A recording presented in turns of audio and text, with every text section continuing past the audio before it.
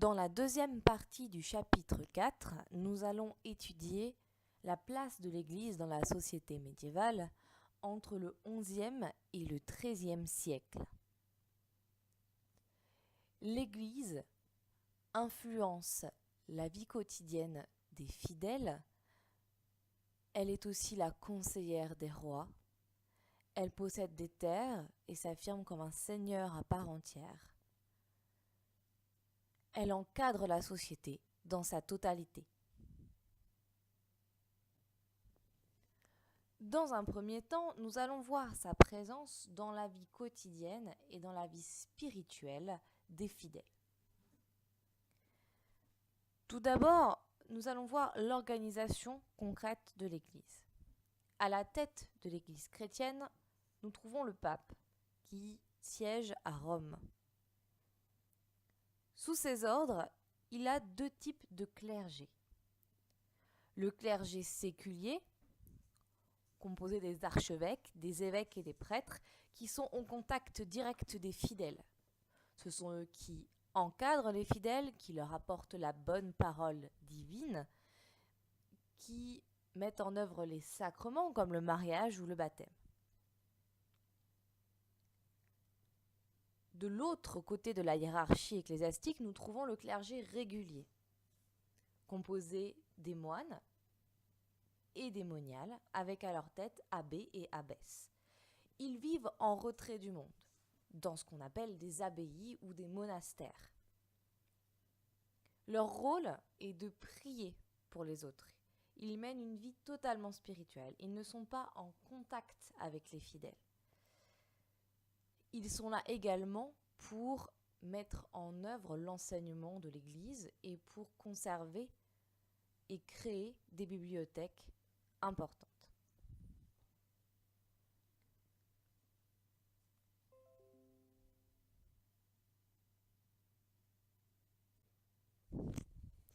Les fidèles sont enchâssés au sein d'un système bien précis.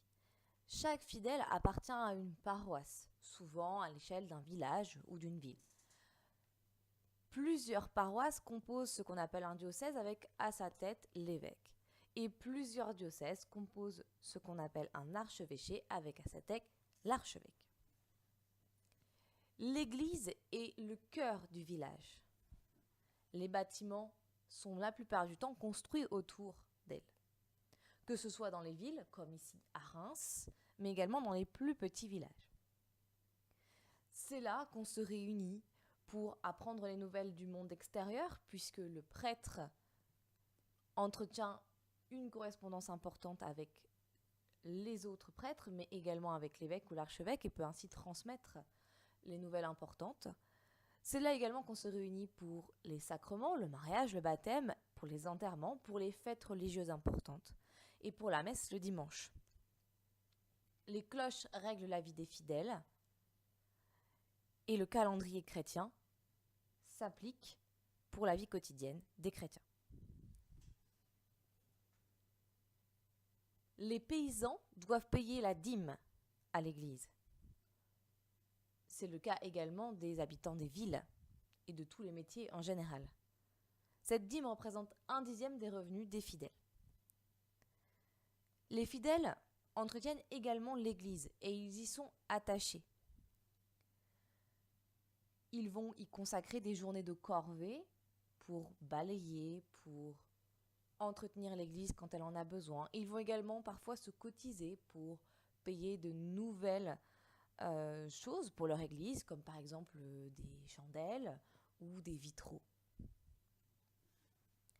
On peut également faire des dons à l'église.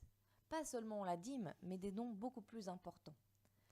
Par exemple, ici, un chevalier rédige et passe un accord avec l'église, qu'on appelle une charte, qui entérine le fait qu'il donne un certain nombre de ses richesses à l'église. Par exemple, il leur donne la possibilité d'aller prendre dans un de ces villages un certain nombre de denrées alimentaires tous les ans. Le but de ces dons, qu'ils soient en nature ou en argent, est d'obtenir que l'Église prie pour l'âme du donneur, mais également pour l'âme des proches du donneur. En effet, la prière permet d'obtenir le salut, à la fois pour son âme, mais également pour l'âme de ses proches. Chaque fidèle possède une âme, et à cette âme, il doit lui garantir le salut. En effet, s'il ne commet pas de péché sur sa vie terrestre, pendant sa vie terrestre, il obtiendra la possibilité d'aller au paradis et donc d'avoir une vie éternelle auprès de Dieu. Il doit donc assurer le salut de son âme. Sur cette gravure présente dans un manuscrit du Moyen-Âge, nous avons la représentation du salut comme une échelle difficile à grimper puisqu'il faut échapper aux tentations. Plusieurs tentations sont représentées. Par exemple, les personnages en numéro 2 représentent un chevalier attiré par la guerre, par la violence, par la brutalité. Or, il doit maximum éviter ce genre d'action pour obtenir sa place au paradis. En numéro 4, on nous représente un prêtre, cette fois attiré par la jeune femme que nous voyons en haut des tours du château à droite. Cette jeune femme, supposément sa concubine. Donc ici, nous avons une dénonciation de la tendance au prêtre à ne pas vivre en célibataire et donc à commettre le péché de chair. Tous ces péchés peuvent avoir pour conséquence, lors du jugement dernier, de vous faire encourir le jugement sévère de Dieu. S'il juge votre âme pure, vous serez admis au paradis. S'il juge votre âme impure, il vous envoie en enfer. Selon les péchés, vous pouvez aussi aller au purgatoire. Le purgatoire est un intermédiaire entre l'enfer et le paradis. C'est là que vous lavez de vos péchés pour ensuite pouvoir accéder au paradis. Pour pouvoir passer le purgatoire et pour pouvoir accéder au paradis, il faut que vos proches prient pour vous régulièrement afin de sauver votre âme. Tout cela est enseigné aux fidèles, notamment par les représentations au sein des églises. Ici, par exemple, vous avez le tympan d'une église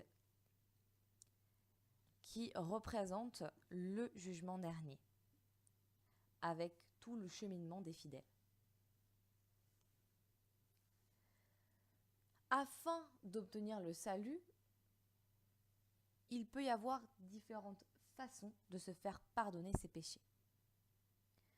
Par exemple, être enterré près de l'église, dans le cimetière, afin de bénéficier de l'aura des prières et également de l'aura des reliques. Les reliques sont des restes physiques, notamment des os, de saints qui sont conservés à l'intérieur des églises et qui auraient des pouvoirs de guérison, mais également des pouvoirs pour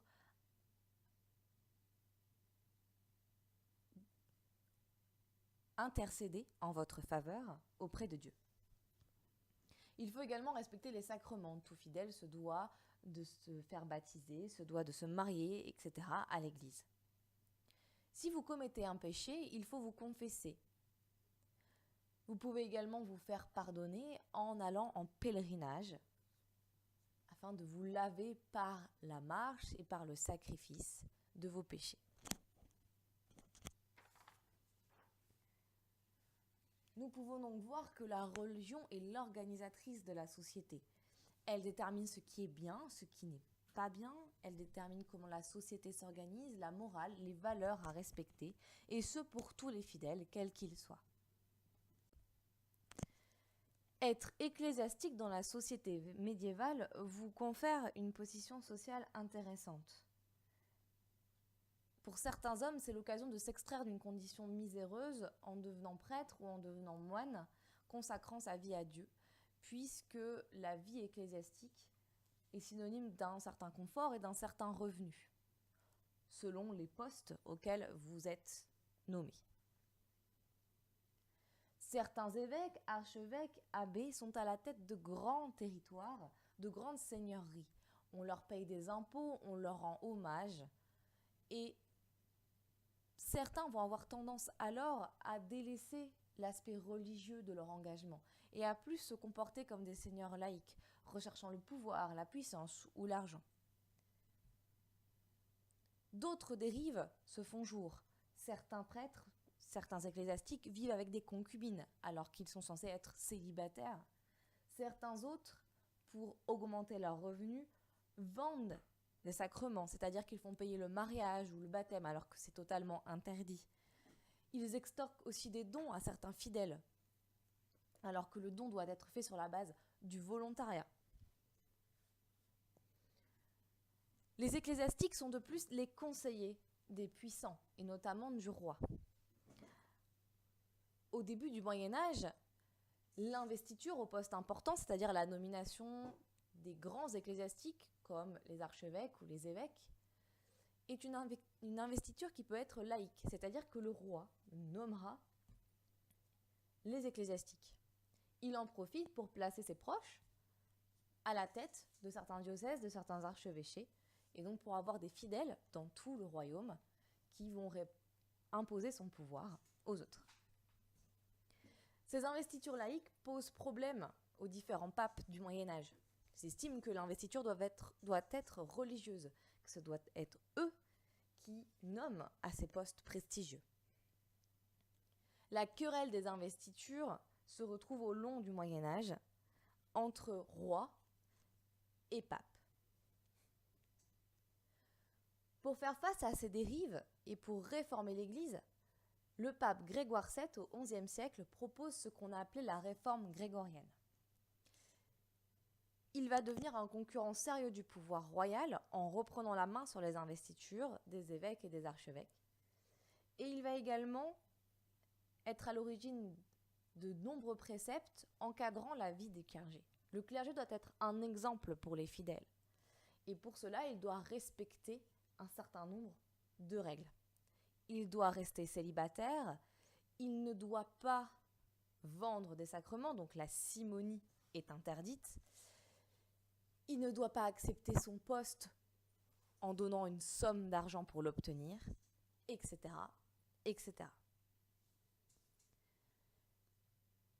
La réforme grégorienne est un aspect du renforcement de la place de l'Église dans la société entre le XIe et le XIIIe siècle. Mais ce n'est pas le seul, comme nous allons le voir dans la troisième partie. La chrétienté a pour mission de s'étendre. C'est ce qu'on appelle une mission messianique. L'idée est de porter la bonne parole de Dieu et de convertir une majorité d'hommes à cette parole. Au long du XIe et XIIIe siècle, de nombreux missionnaires vont être emmenés vont voyager dans des territoires étrangers non soumis encore à la religion chrétienne et tenter de convertir un maximum de personnes. L'expansion de la religion se fait aussi via l'enseignement et via la constitution notamment de bibliothèques importantes. Ce rôle est dévolu aux moines qui copient les manuscrits pour en conserver des exemplaires.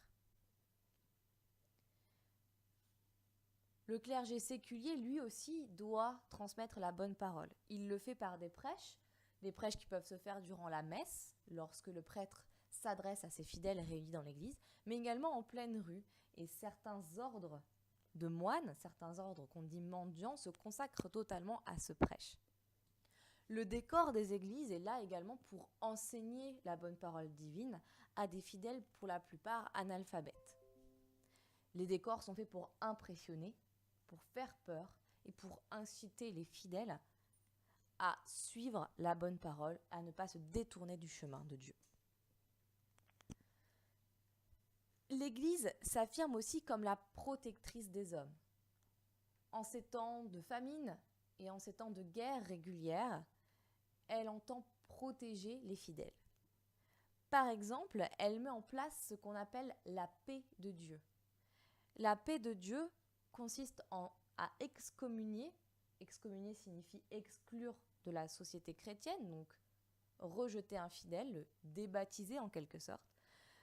Consiste donc à excommunier des soldats qui auraient commis des crimes graves lors de guerres. Paradoxalement, l'Église est aussi à l'origine de certaines guerres contre ce qu'elle appelle les infidèles. En Espagne, elle est à l'origine du lancement de ce qu'on a appelé la Reconquista, c'est-à-dire la reprise du territoire espagnol et portugais qui est tombé progressivement aux mains des musulmans. Cette reprise commence dans notre période entre le XIe et le XIIIe siècle et se poursuivra ensuite, comme vous pouvez le voir sur cette carte. De plus, l'Église est à l'origine de plusieurs croisades. La première croisade a lieu en 1095 avec l'appel lancé par Urbain II à se rendre à Jérusalem pour protéger le tombeau du Christ contre les musulmans. La croisade peut être pour un chevalier l'occasion de se laver de ses péchés en faisant la guerre sainte, c'est-à-dire la guerre pour Dieu, et donc en purifiant son âme par la lutte contre les infidèles.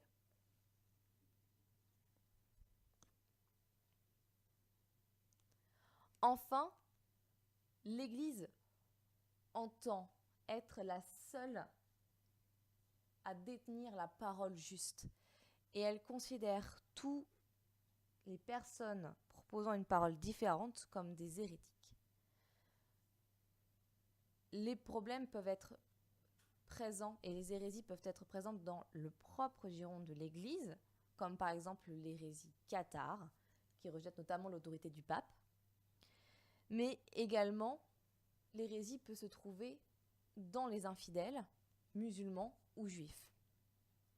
Les juifs sont très présents en Europe à l'époque et ils sont une population à part. Ils doivent nécessairement habiter en ville, ils ont des quartiers réservés et dans certains pays, ils doivent même porter des signes distinctifs comme le chapeau ou ce qu'on appelle la rouelle, c'est-à-dire un cercle jaune que les juifs portent sur leurs habits. Ils ne peuvent pas exercer tous les métiers et les chrétiens leur réservent des métiers qui sont dangereux pour leur âme, et notamment la gestion de l'argent. La gestion de l'argent est considérée comme tentatrice pour l'âme d'un chrétien et donc on la donne aux juifs qui vont devenir des prêteurs d'argent, ce qu'on appelle des usuriers. Lors de guerres ou de crises ou de famines, ils sont souvent les boucs émissaires de la société européenne car ils sont désignés comme les coupables de la mort du Christ et donc nécessairement les coupables de tous les malheurs qui arrivent ensuite. Pour lutter contre ces hérésies, en 1231-1233 est créé un appareil lié à l'Église qu'on appelle l'Inquisition. L'Inquisition est réalisée par des prêtres, par des ecclésiastiques dévolus à cette mission. Lorsqu'on soupçonne une hérésie, ils peuvent se déplacer dans les villes ou les villages et organiser des procès, faire des enquêtes pour prouver s'il y a hérésie ou non. Cela peut se terminer notamment par des bûchers. Vous avez ici l'exemple d'un procès d'inquisition dans lequel visiblement l'un des accusés a avoué ses péchés. Il rejette un certain nombre d'enseignements de l'Église et pour cela il doit être puni.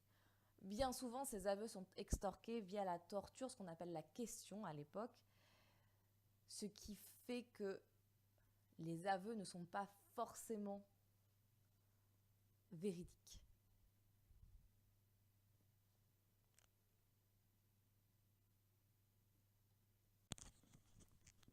Pour conclure, nous pouvons voir que l'Église organise et encadre la société européenne au Moyen-Âge de manière stricte. La vie quotidienne des fidèles, leur vie spirituelle également, est déterminée par les enseignements de l'Église qu'ils doivent respecter pour le salut de leur âme. L'Église est la conseillère des puissants et est une concurrente aux pouvoirs royaux et aux pouvoirs seigneuriaux. Et l'Église entend étendre son influence, que ce soit par l'enseignement ou par la violence, parfois.